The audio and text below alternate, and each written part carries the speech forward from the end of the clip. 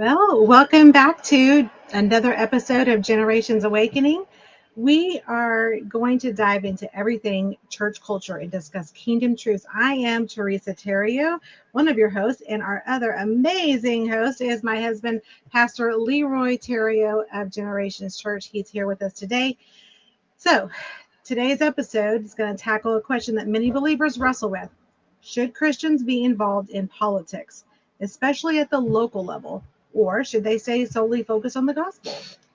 Well, looking at scripture through the lives of Esther and Daniel, along with the wisdom of Proverbs and the instruction to pray for leaders in First Timothy, we're going to explore what it really means to influence the world without being shaped by it.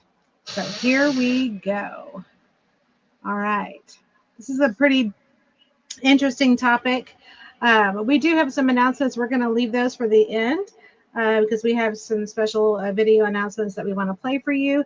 So let's just go ahead and dive right into this topic. It's something that a lot of Christians struggle with. They don't know whether we should or shouldn't. There's lots of people out there that have strong opinions about one way or the other. So we're just going to kind of outline examples that we see in the Bible about people of faith in the role of politics and what that should look like for us. So I don't have my questions in front of me, Pastor. I forgot to put them over here. So if you can go on and just take a stab at starting off, that'd be great. Sure. I believe the first question the first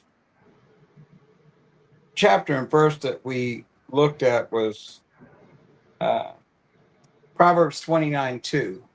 Mm-hmm. And it says, Proverbs 29:2 reads, "When the righteous are in authority, the people rejoice. But when a wicked man rules, the people groan." So what would be your question on that? Well, it sounds like if people of authority are in places of authority, people that are of faith are in places of authority, and it brings peace, then we should strive to put ourselves in those places of authority. The question is, how far do we go with that? I think definitely at the local level, Christians should be taking action to influence their cities. There's you can go all the way up the chain, all the way up to the presidency.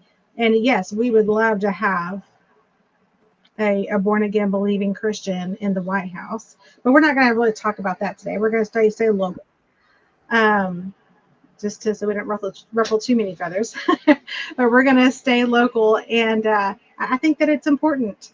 And I would love to hear maybe a challenging word against that. Anybody that thinks that Christians shouldn't participate in local government, and why is that?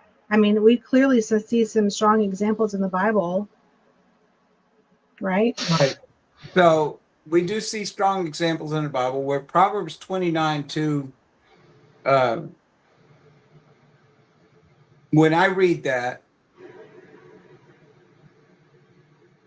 my mind is taken to any time that we elect people on style or instant attraction, if you will, Okay. or affability. That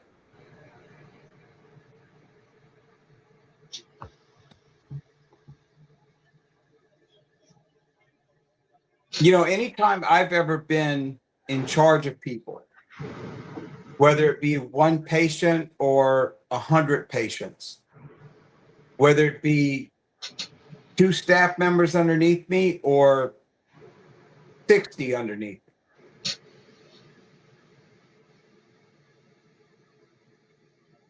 I can't ever think of a time that I was never the guy to go into apply for a job or interview for a position and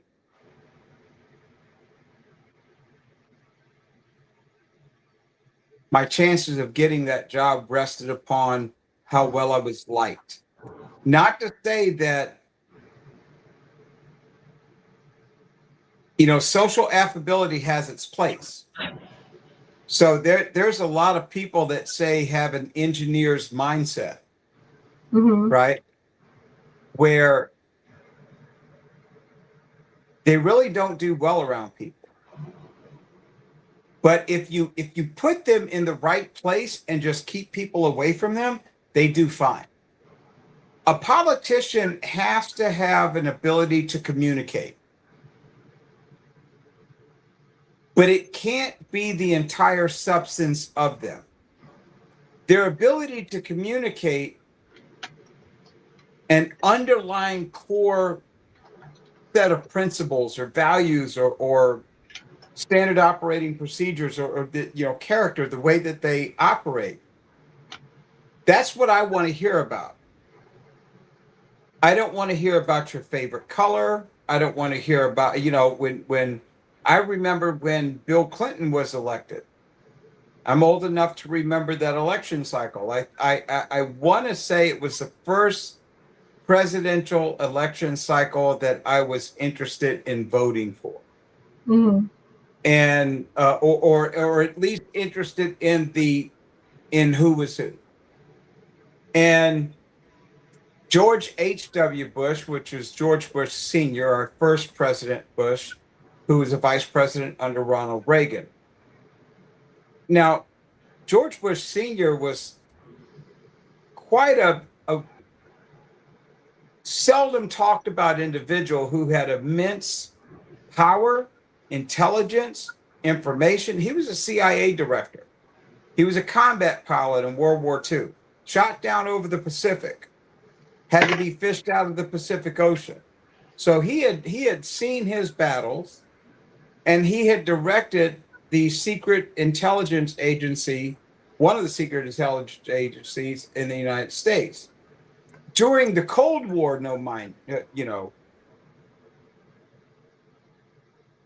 but he was a man of very little panache. Mm-hmm. He didn't meld well with television. He wasn't that kind of guy. Meanwhile, you had Bill Clinton that came on to the stage, and he went on MTV. Now, for those of you kids who don't remember, we used to have something called music television. All right. And that's where we got our news from. We got our information from that. That's why when you look at pictures of the 80s and you go, just what the heck was wrong with you guys anyway? Okay. The 80s and 90s, we had MTV. Yeah. And so Bill Clinton went on MTV and he did kind of a town hall Q&A, several of them, I believe. And he was asked innocuous questions. Right? Boxers or briefs? Do you like, what type of fast food? Basically about his likes and dislikes. And it was almost like a prehistoric eHarmony, if you will, for presidential candidates. And he was considered very liked. He was former governor of Arkansas. So he did have executive experience. So that at least put him, as far as like if I were to fill out a resume, I say, okay, what have you done before? And so I look at that and I say, okay, well, he's been governor of a state before, not a very large state, not the largest GDP in the world, but he's been the governor of a state, and he's a litigating attorney. Bill Clinton is probably one of the sharpest guys you never want to try and debate unless you got your facts rock solid. He is a slippery eel. And so he was able to throw that, Southern charm smile on and he talked like this and, it's just very, very affable. That's good. That's a good impression. Thank you. Yes, it's been many decades in the making. And not to mention that Arsenio Hall was the hot talk show back then. If everybody remembers who Arsenio Hall. I remember that. Arsenio Hall had Carson beat. So Arsenio Hall was like the hip place to be. Well, Bill Clinton, I remember this as to where like the band comes back in. He's like, hey, it's great to have the band here. I just want to kind of introduce our newest member. And sure enough, the light comes on and it spotlights Bill Clinton in the corner, and he's got a pair of sunglasses on. Well, everybody knows who Bill Clinton is. He knows he's a really good saxophone player, kind of like an alluring seductor, if you will. Mm-hmm. And so he's playing saxophone in our city hall. He's having town hall meetings with the 20 somethings. And what he does is at that time, most of the 20 somethings didn't vote because it was like, okay, what angry white guy are we going to elect this year? And the Reagan years were over. President Reagan had 8 years. He brought us back from the brink of being a second tier country because he basically fought back against the Cold War. And during his time, the Berlin Wall fell and the Iron Curtain fell. But now we're like, okay, now what? And George H.W. Bush, we had, already gone into the Persian Gulf. And so the Gulf War had happened. And so here comes Bill Clinton.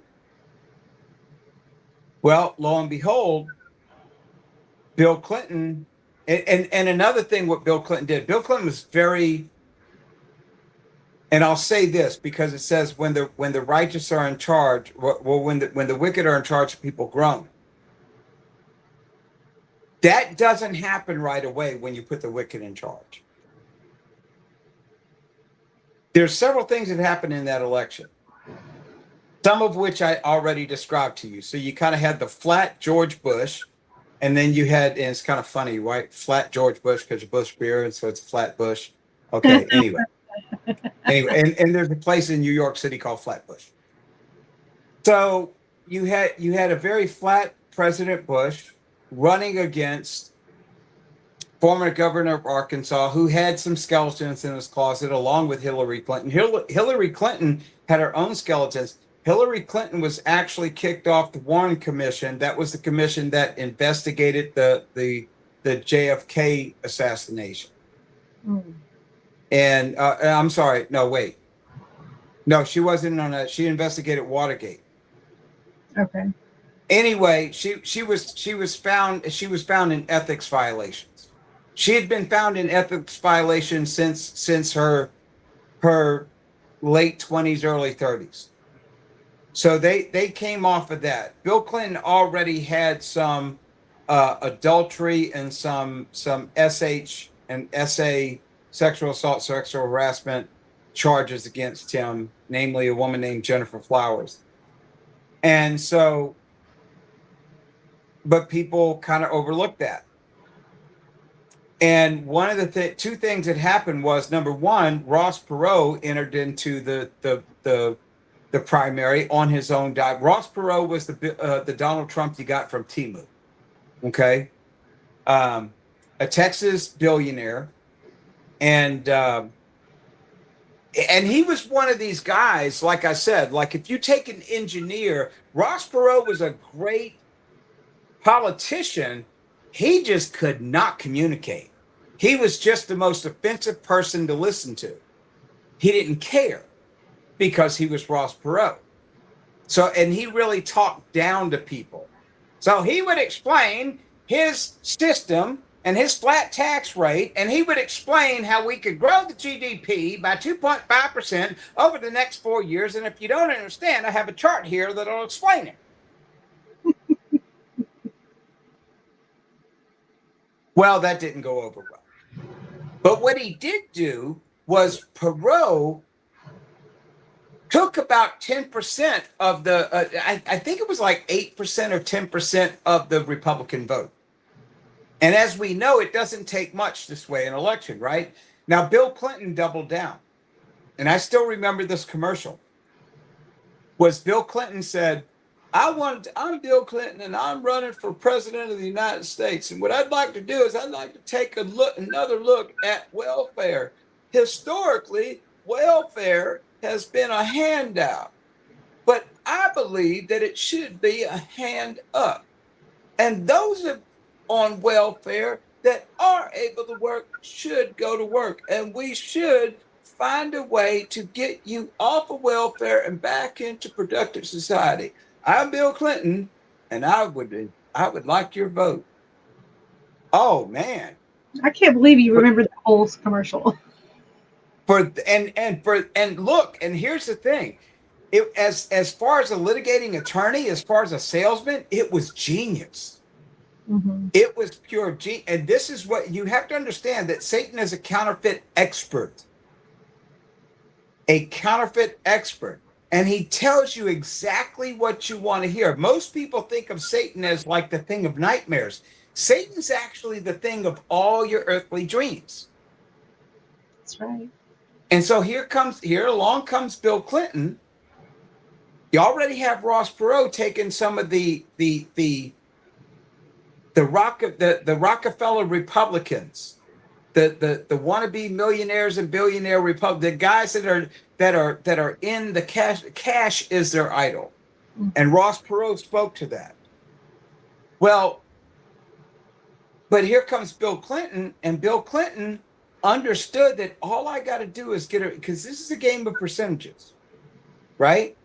There are going to be people that are going to vote blue no matter who. And there's going to be people that vote red until they're dead. Where the game is won and lost in politics in the United States is in the middle. It's about small percentages.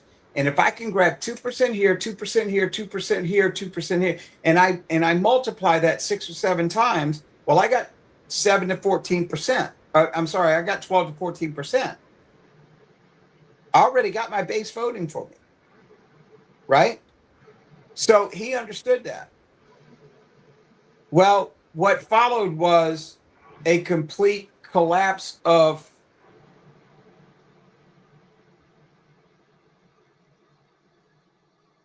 true Christianity as far as our influence in government. We went from Ronald Reagan, who was very big on morality.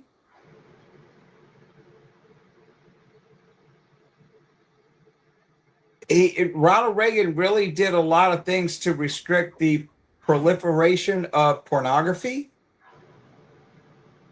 and of adulterous behavior. And you had guys like Hugh Hefner and Bob Guccione and Larry Flint. Those are the guys who published the pornographic magazines of that time. And they were up in arms. And that was a lot of Reagan era policies of the 80s. And not to say that the 80s were great, not to say that Christians back then were bulletproof, because they certainly were not. Mm-hmm. But when Bill Clinton came into office, we immediately got everything, oh man, this guy's going to be great. And turns out he wasn't. Turns out it was he couldn't get homosexuals into the military, but what he did was he instituted the policy of, do you remember the policy? You were probably pretty young then. It was a policy called Don't Ask, Don't Tell. Oh, yes, I remember that. So what President Clinton did, and a lot of people think that, why president? He wasn't my president. Look, he was a president. I hate to tell you, but there was such a thing as President Joe Biden. Now, in the White House, it's an auto pen instead of his picture. But there was a President Obama. And President Clinton instituted a policy in the United States military of you cannot ask about somebody's sexual orientation. Now, of course, when Obama and especially when Biden got into office, that just went completely off the rails. We had guys in dresses in charge of the Navy. Mm-hmm. So and it all starts in little bits. So now we're sitting here going, what did we do? Well, what happened was we got offered a little bit of cheese. We got offered a little bit of, oh, we'll take care of the people on, we'll stop getting people to sponge off welfare. Yeah. Or I don't really like that Ross Perot guy. Or I don't think that George Bush has enough flair or character. And Bush was a great litigator. He was a great debater. He just didn't look friendly like Bill did. Right? So it does say when the people rejoice when the righteous are in charge. But beware that just because you think, the righteous has to be biblical. It can't be what you want. It has to be what God wants. Mm-hmm. No, that's really good. Yeah, you can see the difference between. I mean, we haven't really had that many righteous people in our, especially in our high places of government, for a very, very long time. And I No, mean, just and I will say this about the presidency, and I don't want to take too much time because I know we got several other questions to get to. It has to be said. Why don't we have very many righteous people in power? Now, have I voted for Donald Trump 3 times? Absolutely. Do I think that he's the most righteous, God-fearing man for the job? Absolutely not. yeah, Do I think that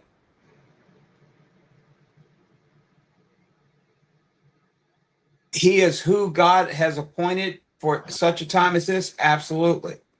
And I'll tell you why.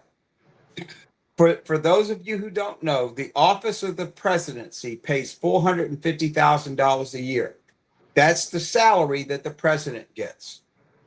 That equates, when you run for president, you're running for a 4-year term. That means you are running to earn $1.8 million in salary plus travel and expenses.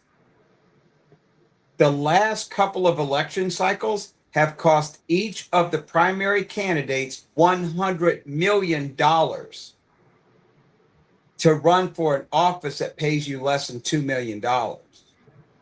That means you got to be willing to take a $98 million loss to run for the presidency if you get it.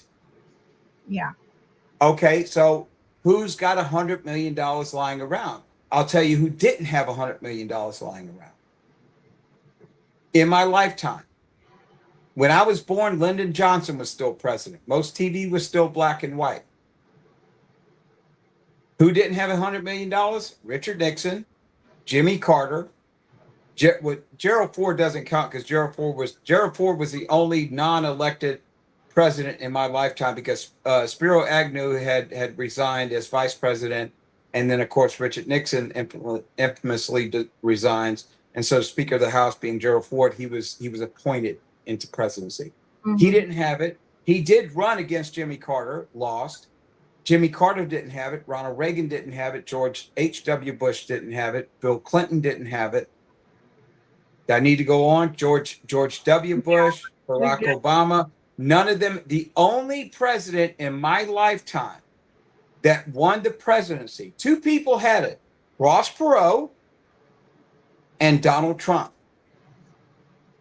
Ross Perot and Donald Trump each had enough money to run on their own, and they did not need special interests. In today's day and age, unless you institute campaign finance reform, you cannot realistically run for the presidency and have any viable shot. Yeah. I think that's by design. Yeah. Now, campaign finance reform, let me just close with this. Campaign finance reform needs to happen in 2 places. It needs to happen nationwide, but needs to happen in 2 places first and foremost. The presidency, and it needs to happen on Capitol Hill. You should look at how much can I spend on a campaign then, Pastor? My option is this. What is 1 year salary? That should be your limit. You're telling me I should only be able to spend $450,000 to run for president? Absolutely. You know why? Because you get enough free press anyway. Mm-hmm. I can't remember the last factoid that I've learned off of a presidential candidate or a senator or a congressional candidate off of their paid ads. I can't think of a thing that I learned from them off of a paid ad. I've learned everything from news and debates. Mm-hmm. That's There's true. absolutely no reason to charge. There's absolutely no reason that you must have $100 million to run for an office that only gets you $1.8 million. And you can scale that to senators and congressmen because it's in the same places, right? We Right. just had we had an election here.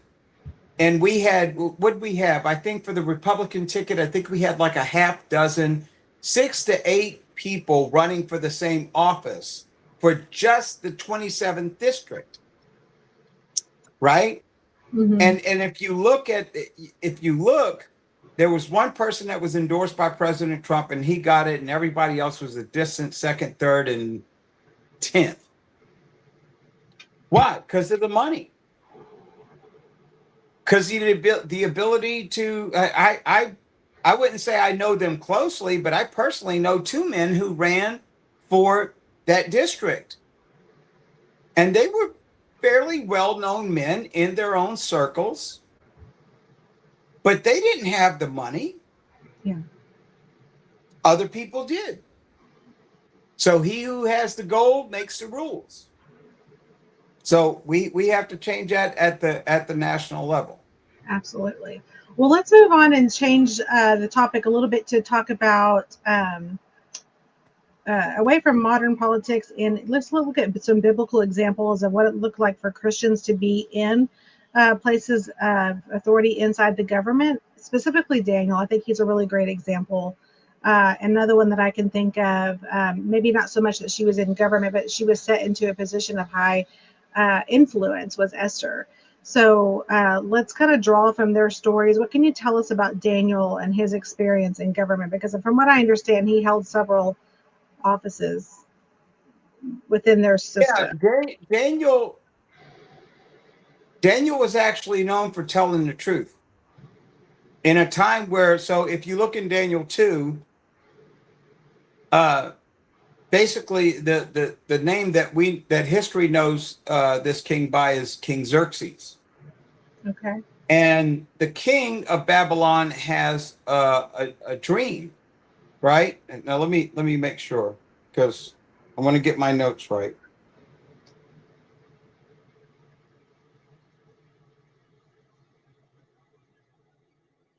No, it's Nebuchadnezzar.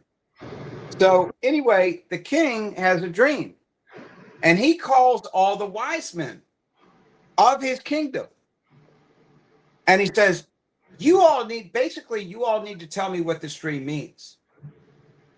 And if you don't, it's under penalty of death. I will have you dashed to pieces, and I will turn your households into ash. Right? And just to kind of get a perspective here from Daniel, and they basically what he said was,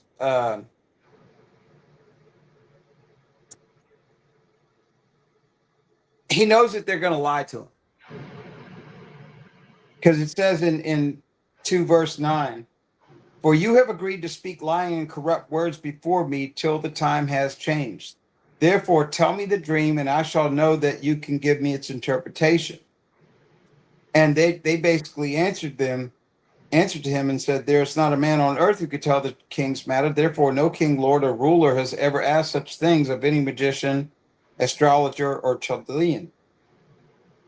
And so the king sets forth to kill. He gives an order to his guards, kill all the wise men. They're worthless. And the captain of the guard comes to Daniel, who's now he's a captive. But Daniel says, look, tell the king, you give me some time to come to you and interpret your dream. And I'll do so. And what Daniel says here is basically, let me find it. Then Daniel went to his house and made the decision known to Hananiah, Mishael, and Azariah, his companions, that they might seek mercies from the God of heaven concerning his secret, so that Daniel and his companions might not perish with the rest of the wise men of Babylon. Then the secret was revealed to Daniel in a night vision. So Daniel blessed the God of heaven. Daniel knows he can't, and look, the king's wise men were right. There's no man that can interpret the king's dream.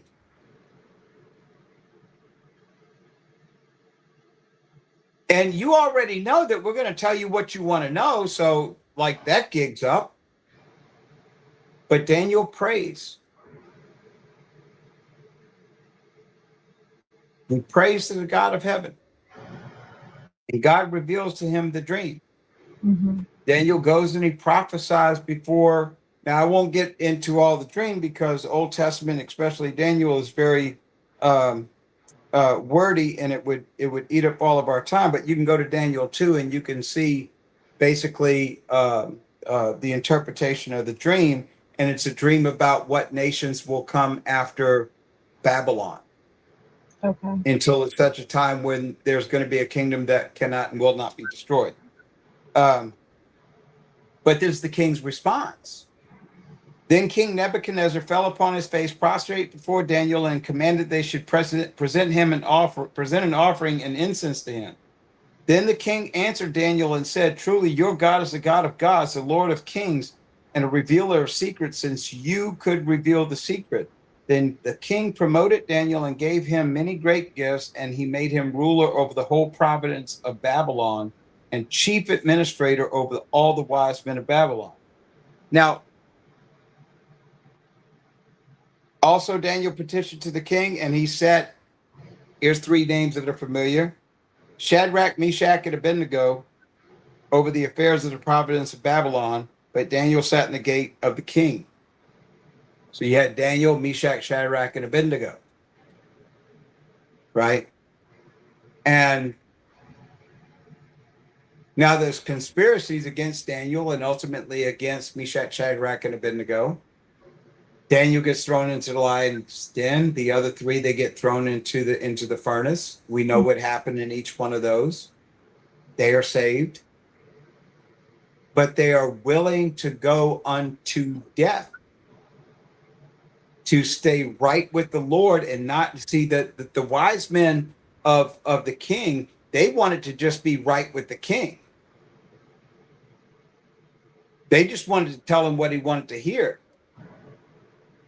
And prophets have existed throughout time. Even before Daniel, there were prophets that existed throughout time, where before and after Daniel, where there were prophets that always told you what you wanted to hear. They tried to figure out, man, what would really make the king happy? Let's tell him that. And if it doesn't come true, we'll make up an excuse why it didn't happen. So the righteous being in authority, if you notice what happened with Daniel and Meshach, Shadrach, and Abednego, is a type and shadow of what happens all the way back in Genesis with Joseph. Because Joseph is a captive. Daniel's a captive. Mm-hmm. Even worse, Joseph is a prisoner. So he's no longer, he started out as a servant for Potiphar, but then he ends up as being a prisoner. But there's a time and a place where it comes where when you have a gift and you stay obedient to God, right? Right. What happened? The captain of the guard, he petitioned the captain of the guard, hey, why are you killing us all? Oh, he wants an interpretation to his dream. I can do that for him. Give me time. He goes, he receives a vision by night, and he goes in and he interprets the dream. Daniel didn't go and petition and say, hey, I'm the man for the job. Yeah. Just like Joseph. Joseph Joseph told the cupbearer, hey, when you get in front of Pharaoh, remember me. And remember, it took a few years before that guy, you know, he had total recall. But it was for such a time as that. So it's not always in our timing, but God does call the righteous to serve even in times of evil. Yes. Well, do you think that it's possible for a Christian to enter politics at really any level? Because I mean, it's all of it. All there's there's not any kind of political entity that I can think of that isn't full of some kind of corruption. And, but do you Right. think it's possible for a Christian to enter that space and not lose their faith and stay true to what they know the word is saying? Is there, because God doesn't obviously want us to compromise any of that. And my second question leading up to that, if you think that's true, that's possible, I think that it is possible. Just give you a little spoiler, but because Daniel proves it.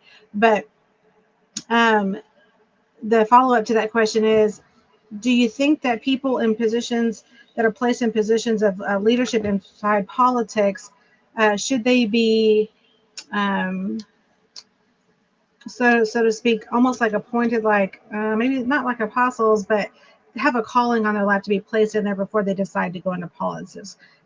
What I guess I'm trying to say is, if you think you want to have a shot at getting into politics, is that really something that you can just go do as your Christian duty to go in there and try to influence people for the gospel? Or do you think it's something like, say, a pastor, you really need to be called in that position to be, have blessing on that? I guess that's what I'm trying to say.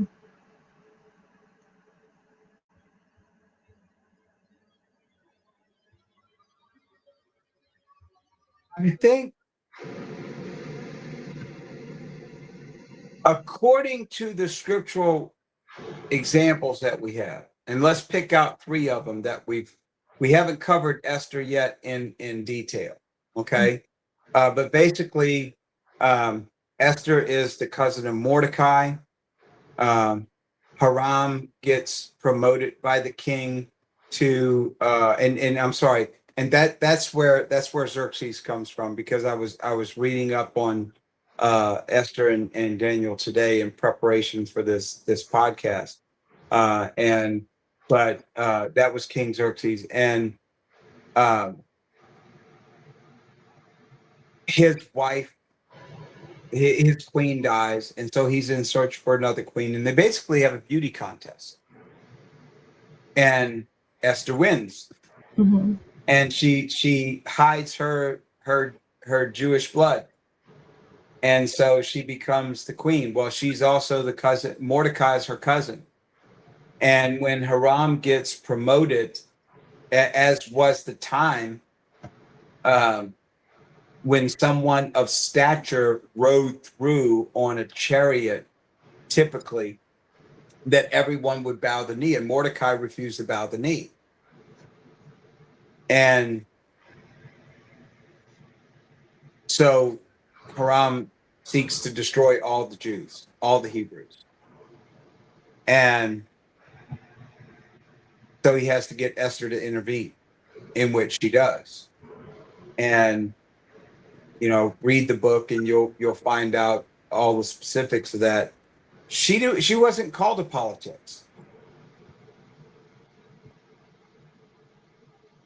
Right. God just made her a knockout. Right? Yeah. You got to be, girl, you got to be working it pretty good to catch the eye of the king. Yeah. Right? And so she becomes queen.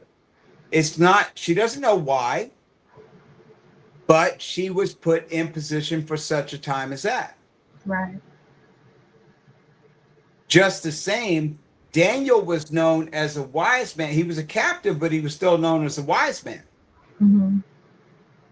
And as they're about to kill him along with all the other wise men, God positions him for such a time as that. If you go all the way back to Joseph, man, you want to talk about positioning that you had absolutely no idea. Joseph didn't what Joseph, according to scripture, Joseph didn't say, "Hey, put me before the king so I can get me a cush job." No, he's like, "Remember me because I am a slave of a foreign land." Mm-hmm. What did he want to do? He wanted to go back home. He wanted to go back home. You know, in times of trauma, we are often stunned at the age in which that trauma takes place. So it doesn't necessarily say how old Joseph was, but he was the youngest of all the brothers. He wasn't old enough to be out in the field with them. So he might have been, 13, 14 years old. Mm-hmm. You know, our daughter's 13 going on 14 this year. And so she kind of has a little bit of autonomy, not much. But she could be trusted to kind of, she goes into the coffee shop by herself. We're outside, we're close by. And so Joseph was about that age. And so here it is years later, and he's traumatized. He's not only a slave, but then he gets sexually harassed and accused of sexual assault by the wife of the man that he swore his life to, that he was doing everything for. And he gets thrown into prison. He Mm-hmm. didn't think, man, I'm playing the long game. Yeah, I'm going to become a slave, and then I'm going to go to prison on some false charges, and then, bam, I'm going to be second in command of all of Egypt. No, God positioned him for such a time as that. So with Christians, I don't think it's necessarily what I think we need to do as Christians is this. If you want to get into politics, and if you were to ask me of my very finite wisdom, what the Bible is saying is, if you get into politics, find a need.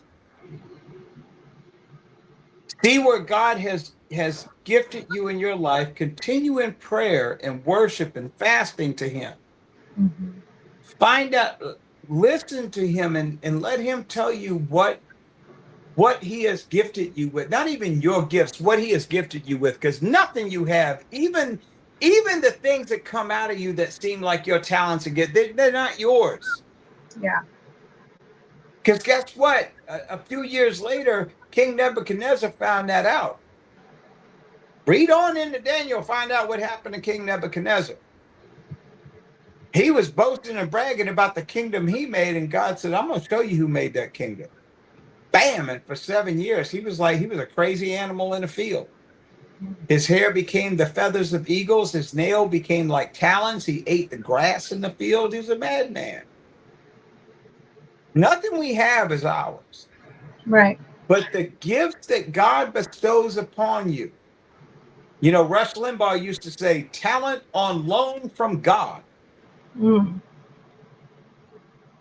And that's what you have. You have talent. If you want to know what your gifts are, they are talent that's on loan from God. Don't belong to you. Belongs to him. Yes. You are a corpse. You are a rotting, stinking corpse, dead in your trespasses without him. So anyway, look for a need. And often what you're going to find is you're going to look for the wounds in the political spectrum. You're going to look for a need in the political spectrum. Daniel healed through the power of God. The power of God through Daniel healed a wound in Babylon, in King Nebuchadnezzar's life. And Daniel got promoted. Esther healed a wound with her people. Later on, and I'll tell you, read the whole book of Esther, but the book of Esther talks about she actually set up several dinners between King Xerxes and Haman. Uh-huh.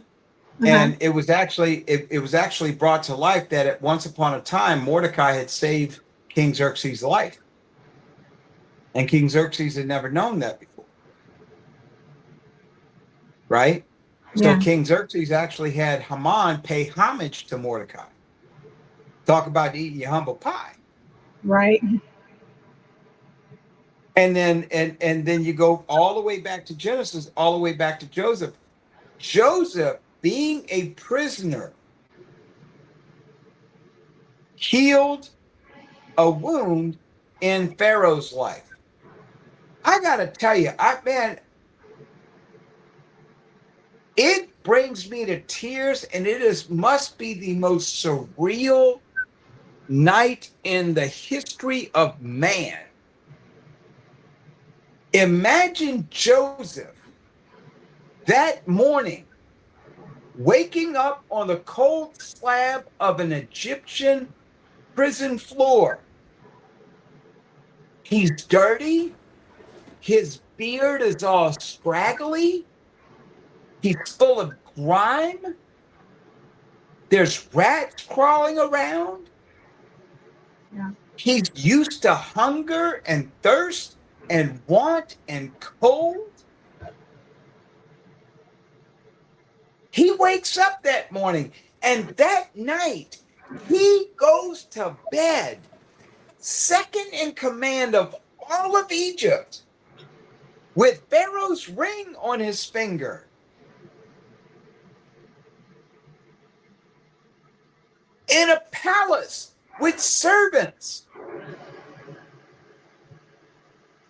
Mind officially blown. And Yeah. why did that happen? Because he stayed humble before God, and he waited on God's time and to say, okay, now for such a time as this. So many of us that enter into politics, and we've seen this several times, where people say, God told me I was going to be a congressman. God told me I was going to be a senator. God told me I was going to be a mayor. God told me I was going to be a governor. Mm-hmm. But God told, no, you need to vote for me because God told me. If God opens the door, no man can shut it. Amen? Amen. Amen. So if you believe God told you that, and you got that through fasting and prayer, and you didn't get that through the tickling ears of the congregation, if you didn't get that but via truth by consensus, which is not truth, that's right. Just a bunch of people saying the same thing, and so you make believe it's the truth, right? That's why we're a republic. We're a constitutional republic. We are not a democracy. Correct. I want to say that again for anybody listening live or in the days, weeks, months, or years ahead. The United States oh, by the way, which is officially our 1-year anniversary of Generations Church. That's right. That's today. April 2nd, 2026. That's today's date. We are in a constitutional republic. We are not in a democracy. Why are we not in a democracy? Because in a democracy, mob rules. Because if I could get enough people to follow along in the lie, then the lie becomes the law of the land. I'm going to say that again. If I can get enough people to speak the lie and repeat the lie becomes the quote truth by de facto. Mm-hmm. We still lie. Yeah. No matter how many people say it. You know, you have to be that guy. You have to be that gal. You have to be the one singing, though none will go, still I will follow. And that's good. Yeah. So I really think that should Christians be called into politics? Absolutely, when it's God's timing. Well, how do I know it's God's timing? Well, I mean, because you know how you get to run for office at the national level? You have to get enough signatures. Right? Okay. So if you want to run for Congress, if you want your name on the ballot, you at least have to show verifiable proof, voter proof, that you have enough interest to even be included in on the ballot. I didn't know that. Right. Yeah. So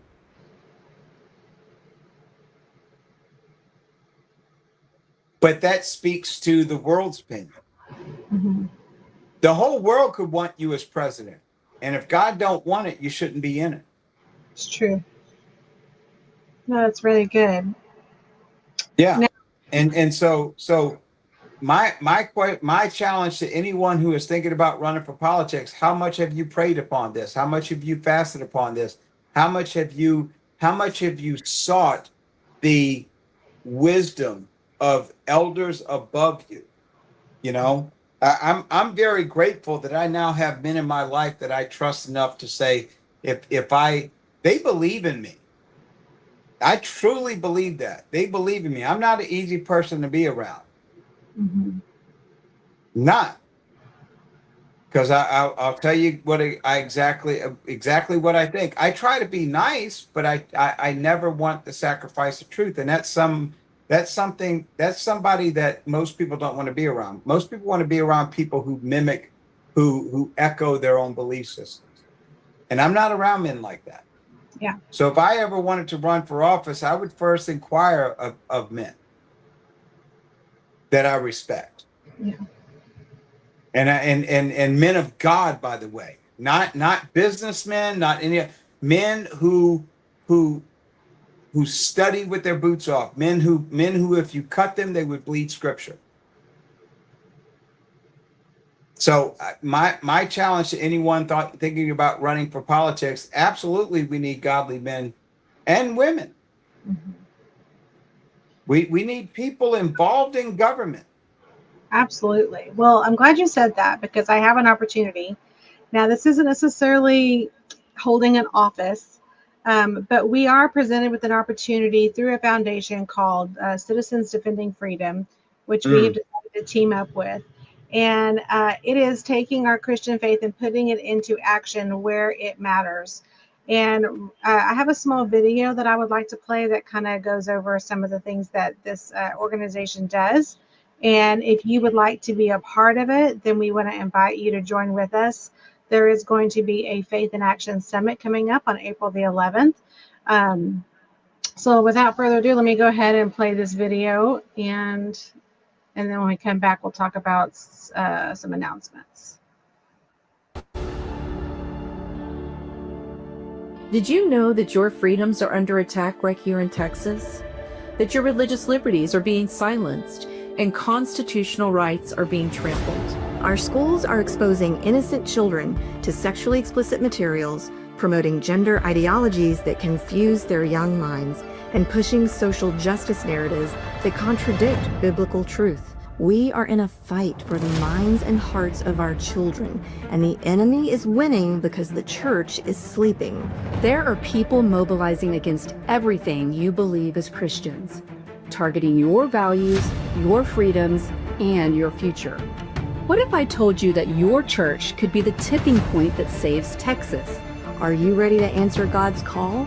Together, we'll secure freedom for our children's future.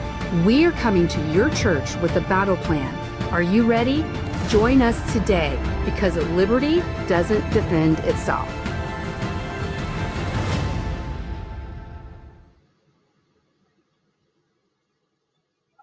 All right, let me get us back here on the screen. So that is the Faith in Action Summit that was going to be on April the 11th from 9 to noon. That's going to be held at the Rock City Church in Corpus Christi, Texas. So Pastor and I are going to be there. We invite you to come and join with us. We're going to be there representing Generations Church. And yeah, I think this is an opportunity for us to, maybe we don't have to run for office and hold a place. Like you said, that's something that definitely you need to be praying about. But I think that every Christian should have a responsibility to stand up for our religious liberties. And especially when it comes to, like the video said, protecting our children. And because they're the ones that are going to be growing up and running the place after we're long gone. And there's just so many things right now in the public school system that is just very contrary to the Word of God. And it is our job, I believe, to make sure that we stand up and we have a voice and create, some friction there, not being, in conflict in a bad way, but I mean, just promoting God's Word and His design for what needs to happen in the schools and when we're raising children. And so I do believe we have a responsibility to stand up and to make our voices be heard. And I do, like the video said, I do believe the church in large part is sleeping. If all of the Christians rose up and had a voice, and they were, like just like some of these other protesters do, when they get something, they don't get their way, and they protest, they make a loud noise, it changes things. And Christians, we need to stand up and make our voice be heard. So we invite you to come out. I'll say this. Noise doesn't necessarily mean coherency. So I think a lot of protests that we see nowadays, and look, this is it's more on the left that I see than the right, but I do see it on the right as well, is people hear more of how you say things than what you're saying. I will say this. This is one of the things that, and when I say profanity, I don't merely mean vulgar words. You could technically not use what we call cuss words and still be vulgar, still be profane. Yeah. I think what needs to happen when you get, let me finish with this.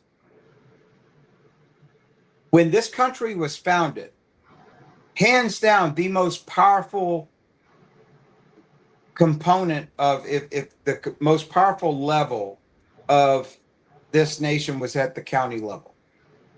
For my Louisiana people, it's at the parish level, the parish, okay? So is at the county level. This is why to this day, the highest elected law enforcement official in the land is the county sheriff. Most people don't know that. When I say that, I'm like, yeah, no, we don't elect the attorney general. Right. We don't elect at the state level. We don't even elect at the city level. It's the county level. We elect constables, and we that are of precincts, and then we elect the county sheriff. That's the highest elected law enforcement official in the land. Technically, the only person that can actually, I mean, it's not going to happen, but technically the only person that can actually put handcuffs on and arrest the president is the sheriff of the county that they're in. Now, it's not going to happen because you have an entire army surrounding that.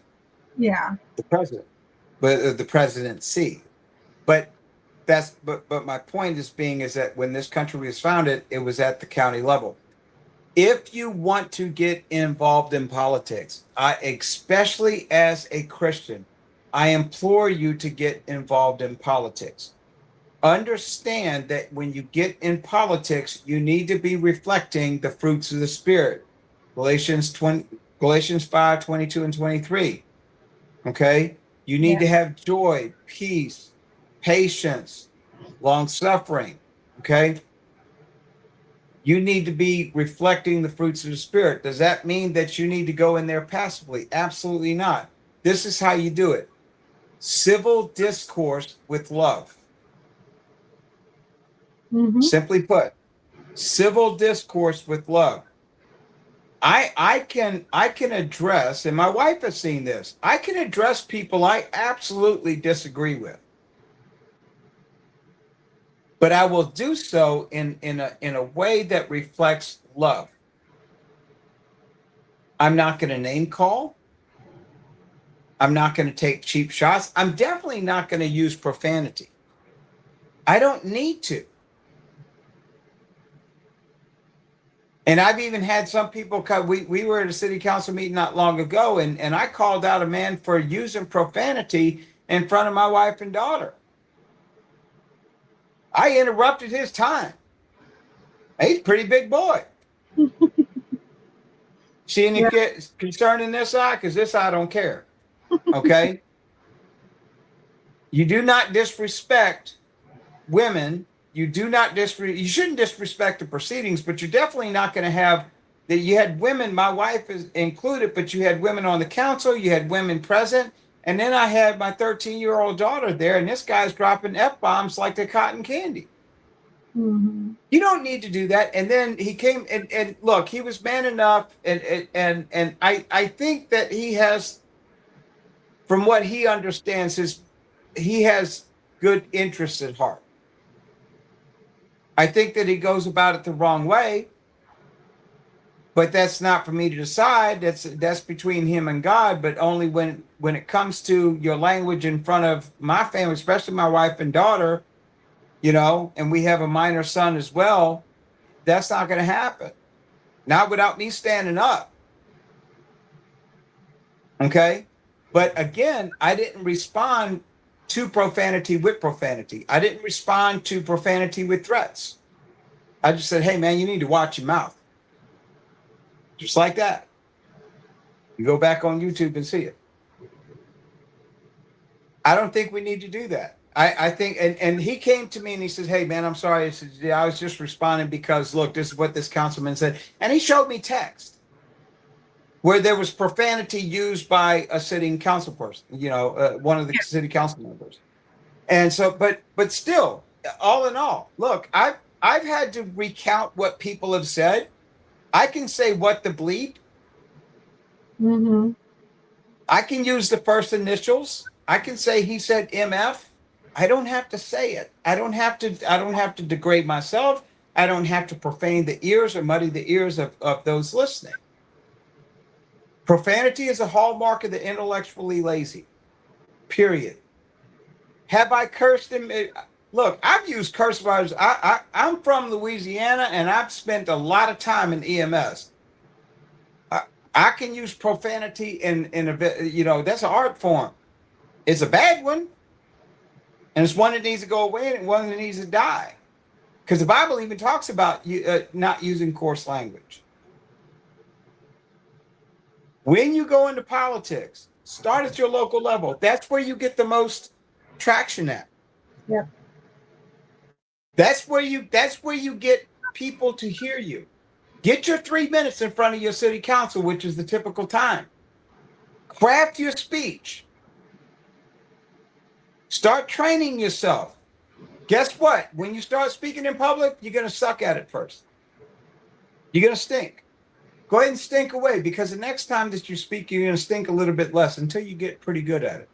Mm-hmm. Until you get good at formulating your positions. Until you get good at researching positions. Until you get good at knowing what your positions are. I can tell you this, if your positions are led by emotions, you're not going to make it very far. And we shouldn't be emotionless, but we should not be led by the nose. We should not be a slave to emotions. Emotions should not be the lead dog in a sled. That's ever. Right. Never. So start with your local elections, start with your city council meetings, start with your county commissioners meetings, start with your local process. And school board. Start attending. Start listening, gather your information first, do your research, and then when you have something valid and relevant to say, step up to the mic and take your turn. Yeah. And I guarantee you, even the people, Teresa was actually surprised, because I actually had a council person here that she was basically like, the heck with that guy. And she said some other choice words, but again, you can get the picture. Yeah. But guess what? Last council meeting we attended, she walked up and shook my hand and said, how you doing, Mr. Theriot? She actually said, how you doing, Mr. Theriot? Yes. Mr. Theriot. Yeah, yeah. But the point was, even someone I disagree with, and she disagrees with me, if you show respect, that gives the opportunity for respect to be given, because guess what? You're not going to agree with everybody in politics. Right. But if you can maintain a core level of decorum and character and fidelity and relationship with that person, mm-hmm. you are going to get a whole lot more things done. Right. Well, that's good. Yeah. Thank you so much. That was a great talk. We're going to end it here. I do have just a announcement slide for you today, so I'm going to go ahead and run that. And then promptly after that runs, we will go ahead and end the podcast today. So thank you guys for joining us so much. We're glad that you came and you listened. And do us a favor. We really appreciate you guys listening live, but do us a favor and share this podcast with your friends and family on social media. It helps our algorithm. If you give us, subscribe to our YouTube channel, like our video, like our podcast, just so we can get. Share, and follow. Tell your friends. That's right. Like, share, and follow, and tell your friends. Amen. All right. Well, y'all have a fantastic week, and we will see you next time.